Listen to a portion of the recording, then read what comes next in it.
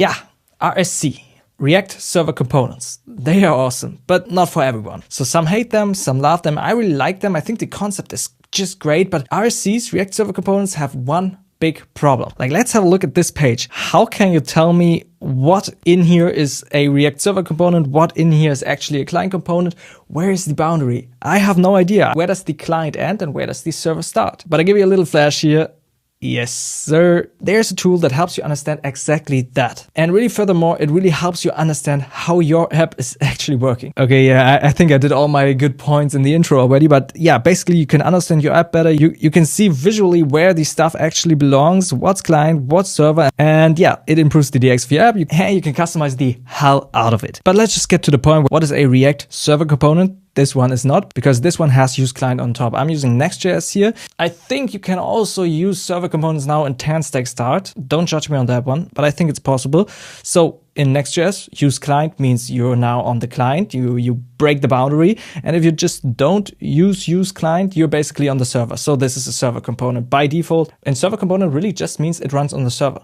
But the problem is you don't see it. It's like, yeah, you see it in the code, but you don't see it in your actual app, where especially new people coming into your project really don't understand how this is all working together. Because that's what we're now doing, right? We have use clients sometimes, and sometimes we're not, like here, and then this defaultly is a server component, except it is used inside a client component, then it also gets a client component. Things are complex, and there it is. This is the tool. It's basically just called RSC Boundary. And actually, yeah, you have it for Next.js and Tanstack Start here. You can install it pretty easily. I'm not showing you how to install an NPM package. But yeah, it's basically doing what you're seeing here. It's marking what is the actual server part and what is the client part. So all you really need to do is just you go into your layout TSX, and then you're wrapping basically your whole content with this RSC Boundary provider. You can install that as a dev package, but it doesn't matter because it's actually not doing anything if not in dev. And then all you get is this beautiful little dev tool here. Like, we already have this dev tool from Next.js where we see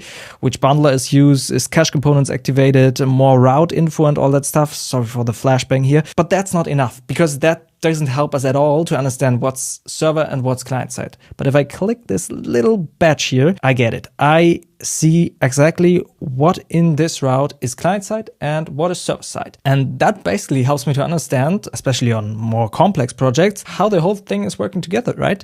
So in this case here, this to-do list is marked as server. If we search for this to-do list, I think here it is.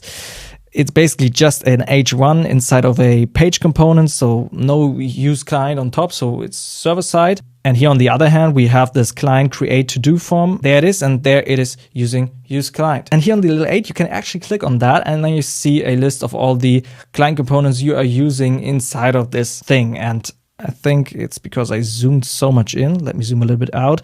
Yeah, there you have some more information. And here you can also see the server regions. But this tool is really not just a one-shot. It's not like you put it in and yeah, nice, good to see, and then you remove it. No, it's actually a fully open tool. So from wherever I import this here, I can import a bunch of more stuff. It's basically completely open. It's there for you to make your app better. For other people, for you, for like everybody that wants to understand how this app actually is working. So you can basically create your own blocks in here, because maybe you want a different label. Maybe the automatic recognition is just not enough for you. You have a lot of freedom here, and that's awesome. Yeah, by the way, a little shout out to Valentin Prucknot. He wrote this nice article about this package, and he actually wrote it. So yeah, thank you for that one. And he puts it really nice here. You stop asking what is happening and start asking, what do I think is happening? That's the invisibility problem. So good developer experience is really like understanding what is running and pointing to the tooling. Like not just everything magically happening, but